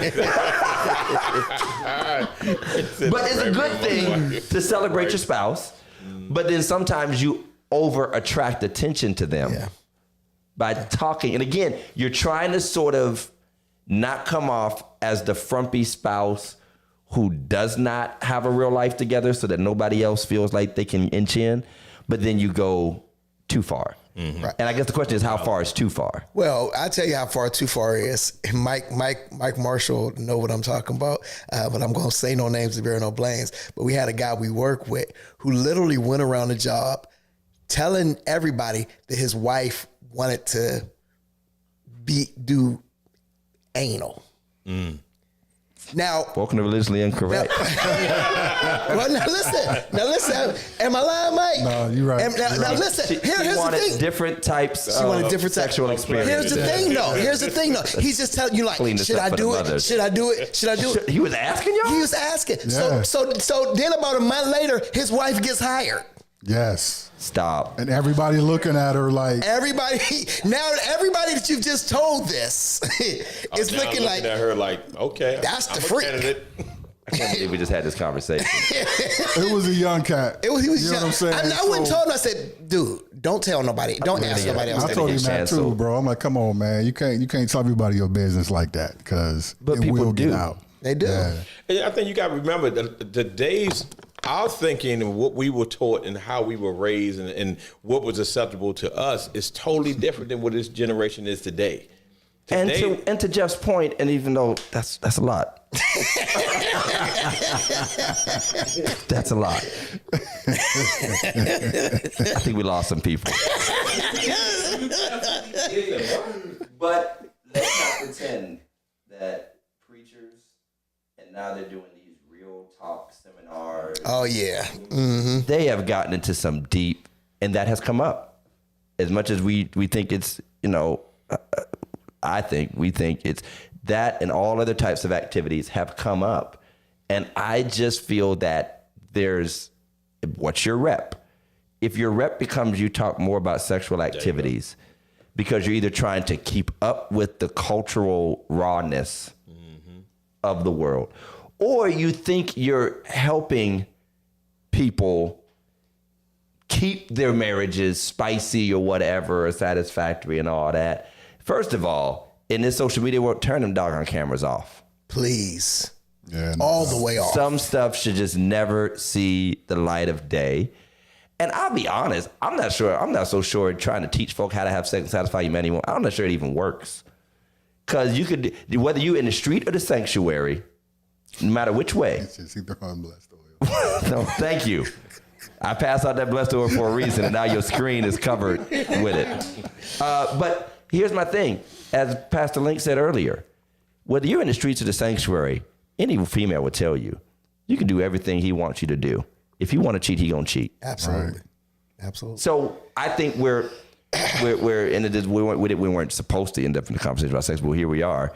So, but as a part of that, what I'm saying is, but it's your reputation. part of your And again, because that's become such a big part of that, we try to counteract it by being super transparent and super raw and super real.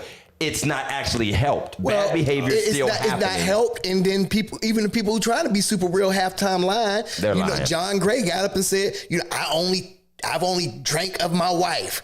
The lie detector proved that was wrong. Right. More Povich said, you are 99%. You've lied. The other side is the reputation attached, obviously, to, and we'll end on this, is finance and how we deal with things. And there's just this idea that we're supposed to, preachers have to live in poverty. And I believe you should live in balance to the ministry that you have. And I also believe that people have a right, if they've earned their money, however, they write books, if they have side business, they own properties, if they worked hard, they gotta, they make a decent salary or stipend or whatever from their church, but they also have worked and get Social Security, or they make good money, get a bonus, and they live well. But, it's always sex and it's money. Reputation. Right. And I mean, I've joked about it, and it's become a running joke, and I probably should stop because I'm grateful, because Mike even said it the other day. Now when he ever talks about my car, he's always like, the car the pastor don't like, because I tell the story of being afraid to buy a slightly nicer car because of what, and I mean that with all my heart. When I pull up in that Malibu, the reason I own that Malibu still is because I was getting ready to sign for something else. And I had already broken my wife's lease and got her a car because her car was on lease. So it would have been 2 cars in the same month, and it would have been a nicer car for the both of us. And I just didn't want to live with that reputation. So I literally picked the exact same car out, same color, so that most people wouldn't notice. Wow. And I don't even like the car. And I'm not saying that as some poverty thing and making people sorry for me, but it's the pressure because of what. Like, it literally, I'm sitting in the thing, like, I can afford this, but somebody might say, you can afford it because of us, and look how you must be paying you too much, that kind of thing. And some people, again, have taken it so far that it's hard not to trust, that the preacher isn't doing something wrong at all times. People don't even know the controls most churches have in place. They really do think that we just get an envelope at the end of the day with all the money in it. And in most spaces, that is just church back over. Right. We just get the church an offering back, right? When it's finished. Yeah. Oh, we heard the story about the preacher who took all the money and took everybody out to eat. Took the first and second, the first and third, Sunday's service. But that's old school down south stuff. But I mean, and by the way, when you think about that, outside of a few exceptions, that is not a great way to live. Off of who shows up to church, right, and gives. Because like summertime, brother, you eating Vienna sausages. Ramen noodles. So how do you balance that by saying, yes, I'm a minister of the gospel, but I'm also a man who provides for his family, and I have aspirations like anybody else too. I don't want to be excessive, but I want to be as comfortable as any other individual in a reasonable fashion. Maybe, and I'm big on like, and according to my culture and context. If I live in Beverly Hills and I was pastoring Beverly Hills Baptist Church, maybe be a different context. I live in Warren, so that's the context. I would say the balance on that, because somebody who is a business owner myself, you can run into people who, no matter how you live, that if once they see it, it can immediately put you in a different box. Yep. I've had experiences where I literally used to hide.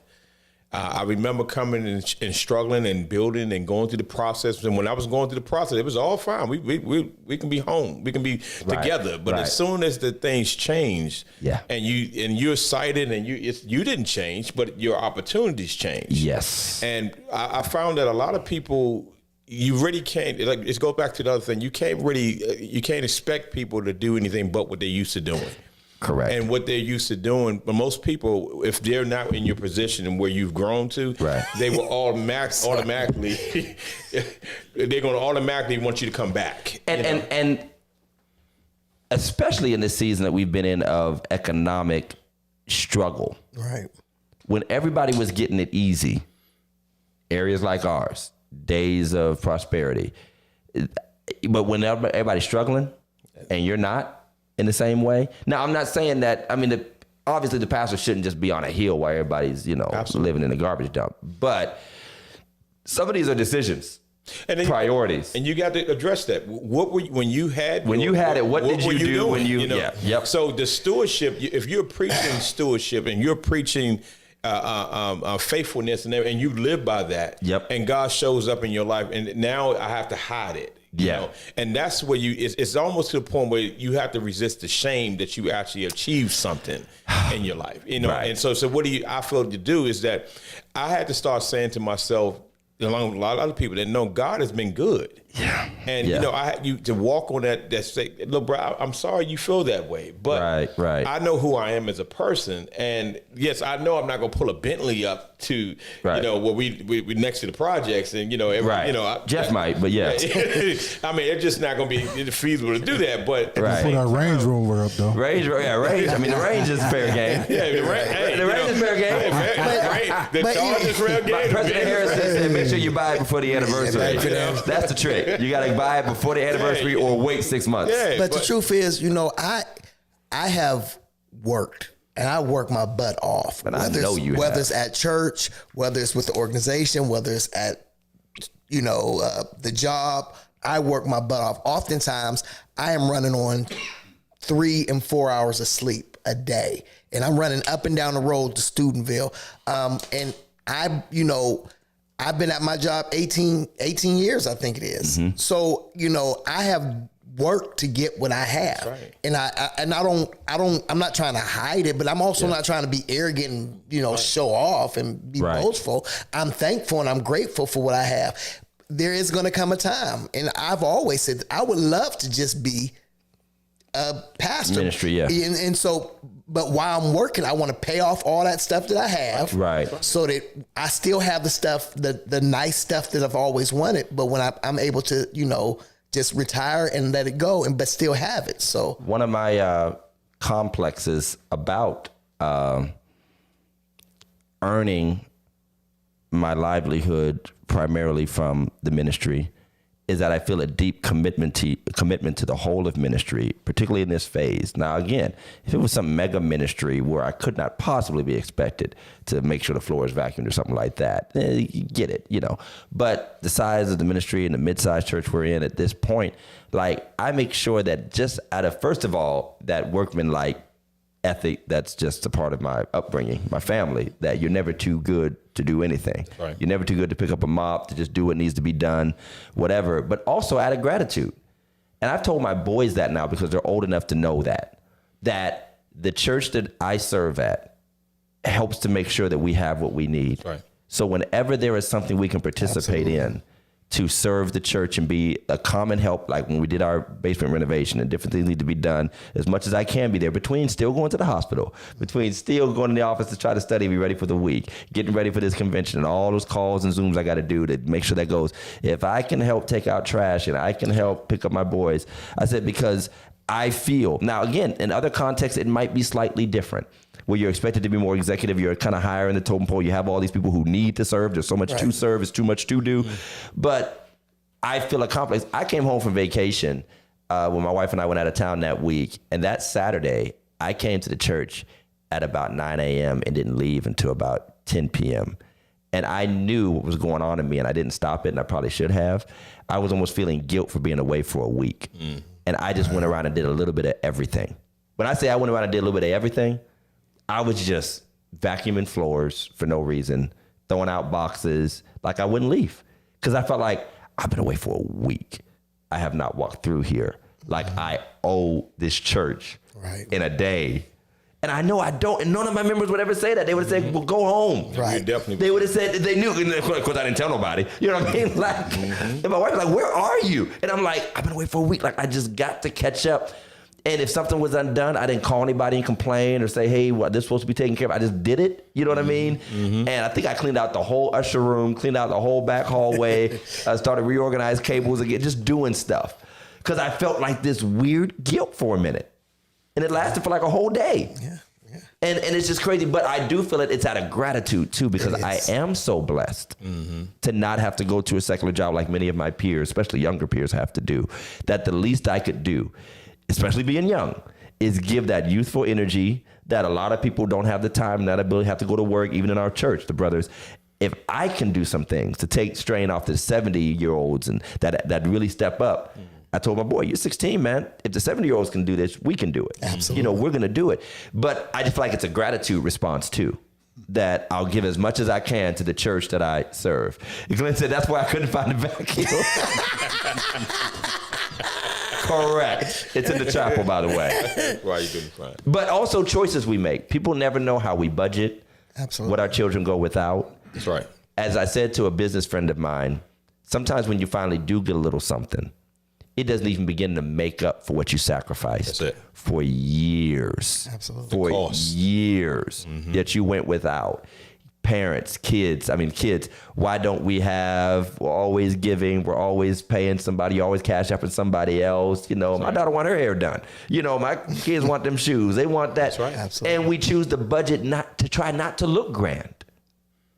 And we end up looking good because black folk know how to make anything look good. So you assume it's expensive. But most of the time, Shamika just did a miracle with a dress off the clearance rack. You know what I mean? All these sisters do. Thank God I for the remember. moms. I remember the first place on Williamsburg when me and Tiffany Bruh, first got married. we was down I the street remember we from had each the little TV, this big with a mic with a VCR inside the TV. It was only this big, Right. You know what I mean? Beds without rails. I mean, Listen. we didn't have, you know. Man, I would hit the rail at the bike that's sticking out from the Yeah. Oh, that in corner. Oh, that in corner. Oh, no. I love it. And it I cuts love you it. up. So Go it's ahead, hard. Mike, as we close it down. Real quick, with Pastor Jeff, new guy in town, a lot of excitement around him. People, congregating towards you. You're getting out in the community, the politicians. Pastor Todd, pastor one of the biggest black churches in the county, councilman, always on the news, stuff like that. How do you guys balance that? You know what? How do you stay humble with all of that going on? Pastor Todd ain't humble. Who told you something? Right. Who said that? First of all, I want to answer because Sister Jeanette had asked earlier about balancing pastor and politician. And the first thing I'll say is that it is a double whammy because people like neither of those roles. This day and age, people don't trust pastors or politicians. People have views of them and all of that. So I'm glad you think I'm a caring politician because I'm sure a lot of people don't. And I'm glad people think I'm a caring pastor because I'm sure a lot of people don't. It just is what it is. First of all, just that age we live in, you can't think too high of yourself because we just live in a very hateful society now towards any level of authority as it is.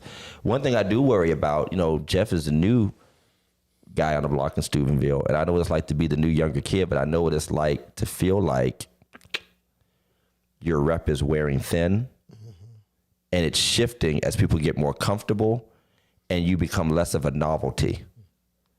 You're the young guy, so I'm living in that life. You know what it's like to be the young guy. You're the pure guy. People didn't know you long enough to get sick of you. One of my politician friends once said, longevity can be a liability. Right. People get so comfortable with you. They just assume negative things. It's like we have a problem in our community, especially black and smaller communities, of this like too good to be true syndrome. Like it's too good to be true, so I'll just assume it's not true. Because he can't really love his wife for 20 years. He can't really just be a real father. He got to be beating her at home. Or he got to be doing this. That. It's because we've seen too much. So it's hard. And honestly, I'll be honest. I'll be transparent. It messes with my mind sometimes. And it messes with my mind because I'm a hometown boy and I'm experiencing some of these weird things with people that I love deeply and have never known anything but respect for. And I was never one of them jaded pastors that's like, these ninjas, don't nobody care what they think, make your money go. You know, like some guys are really hardened like that. Like they've been through it. They've been battle tested. So they're like, bunk them. And they wouldn't say bunk either, you know. But when you have an affection for people and then you start getting the weight of their true selves as they get comfortable with you, that can mess with your mind. And I will tell anybody, I always say be kind because you never know what folk are going through. But anybody who's any kind of position of authority or leadership, especially if they feel responsible for people's souls, be careful how you treat them. Absolutely. Because it's a heavy weight. In the last 12 hours, I have helped 3 families say goodbye to their loved ones. In the last 12 hours. Since last night. I've helped 12 hours now, 24 hours. I've helped 3 families say goodbye to their loved ones between preaching, between that. And all somebody think about when they shake my hand after church is, I don't like his attitude. Wow. This is kind of like, I'm watching souls escape people's bodies and holding their hands. And that's a weight. And so to put the dumb stuff beside that is so mentally debilitating. And I'm not saying we need to be on a pedestal, but now I know why these monks and priests be like in doggone hidden chambers all the time and don't even be around the public. Because to be susceptible to the dumb stuff besides this life affecting stuff. Absolutely. To get that call, we've all been there as pastors, from somebody who is literally suicidal, and you hope that the Holy Spirit leads you to say the right words to preserve their life another night. And then you have to hear some funky thing about what somebody thinks about the tone of your voice at the gas station. That is just, and so self-care and mental health and all that stuff, like it's whatever comes off as arrogant or uppity out of us, if you only knew. I'll just answer real quickly for my part. What makes me stay humble is that I'm grateful. You know, no knock on any place I've ever pastored. You know, and I never say this. I very seldom say this. I do pastor, and we don't have a large church, but it is the largest African-American church in Steubenville. So I pastor the largest African-American church in Steubenville. And so I'm extremely grateful. I'm extremely grateful just the fact that out of all the pastors that the candidate, they chose me. You know, I'm grateful that I get to go down there every single Sunday, Tuesday, whatever, and preach. So it's just, there's times where I'm walking my dog and I walk around the corner and I look at my house and I don't got a mansion, but I'm grateful. That's right. So grateful. I'm grateful that, I was able to purchase my own house. I'm grateful that after 20 years, my wife is still beautiful and she still loves me. That's right. I'm grateful. Gratefulness in all things. Right. Yeah, I appreciate that question. That was good. Anything else you want to? No, I was going to see if Mr. Link had any last word. Yeah. Pastor Link? You want me to have last word? Yeah, some last words. Yeah, last words. Don't preach this here. Take a preach. Yeah, don't take a text. No, take a text. No, take a text. 3 points. No, I would, on just summarizing everything we talked about, I mean, I think that we had a time now where the people of God really, I was encouraged to really look at the people that's in front of you as people, and to really to have compassion, the same compassion that you want shown to you, shown to leadership. Absolutely. Because there's a lot of things going on behind the scenes that you have emotions, you have everything that's on your plate. Yep. It's here too. And to us as people, as we go through in our reputations and pray for us. Right. Pray for Right. those ministers, those preachers, and if you see somebody that potentially might be, pray for them. Right. Instead of throwing them back under the bus, because we're good for that. We're really good for that. But I think in the day that we have it's a good subject, because a lot of times we don't speak about this enough. Right. We know it's there. It's like that elephant that's always around, but we really don't talk about it like we should to expose it. So that way it can be something just like money. Right. We don't talk about, things we don't talk about become that monster in the room and that elephant in the room that actually festers. Right. So I think that if we do this more, that we'll be able to really get down to some real truths and some real solutions. So that way we're not just cutting each other's throats. Right. I'd say that we're all growing. And we all have to give people a chance to grow. I'm watching ministers who are older than me, who are different now than they were when I first built my perception of them. And some of that perception might have been earned, and some of them might have learned from their youthful mistakes. Mm-hmm. And they might not make some long mea culpa speech about how arrogant they were 30 years ago or 20 years ago, but you see a difference in how they carry themselves because they grew. Yeah. Or they at least acknowledge that maybe the way they operated once didn't work well and might have created where they're at now. And so you learn from that while you're also growing yourself. Mm-hmm. And I would say, since we're grace people, and we've twisted it a little bit upside down, where we like kind of cut the grace off once you get a title, or once not enough people know your name, and you're supposed to just like that's some kind of capital or currency that now we've earned the right by your popularity or prominence to cut you when we feel like it, as if you're not a human being. Whereas as much as we are telling that brother or sister, no matter what you're going through, who you are, what you're struggling with, you're welcome, you're going to grow, God's going to save you, deliver you, we should still say the exact same thing to each other. That's right. Absolutely. The exact same thing. So if that deacon's a little on the slippery slope side, but he's still sticking with it, we ought to be trying to get him to grow. I'm not saying tolerate foolishness. And understand that Pastor Todd at 25 might not be the same guy at 45. That's it. And I hope you stick around long enough to see the growth in me. And some people might say, man, you was really a burger when you was younger. But I always say to this point also, sometimes our perceptions change and the person really was who they were. We just couldn't take them that way when they were younger or fresher or newer. Mm-hmm. And what sounds humble to us at 45 didn't sound humble to us at 25. That's right. Because you're too young to be that confident to know that much and to talk like that. That's right. But you're not now. You know what I mean? So that's a you problem. Right. So I just feel like we have to kind of flip our perspective about that. And put it this way, if we want to see excellence, we have to acknowledge, celebrate it without hating on it. That's it. If we want to see people thrive and succeed, we have to not hate it when we actually do see it. Yes. Amen. Pastor Jeff? Good, man. Just thank you all for listening. We really appreciate you all tuning in, watching. Please continue to tune in and watch. We'll be back next Sunday with another hot topic. Man, we love it. And we will not be mentioning any of your coworkers' sexual appetites. Lord have mercy. Lord, I'm going to get a call. Bishop's going to call me soon. Same bat time, same bat channel. Meet us at 8-ish next week for another episode of Sunday Night Service, Religiously Incorrect Podcast. Peace out. Thanks, Pastor Link. Appreciate you being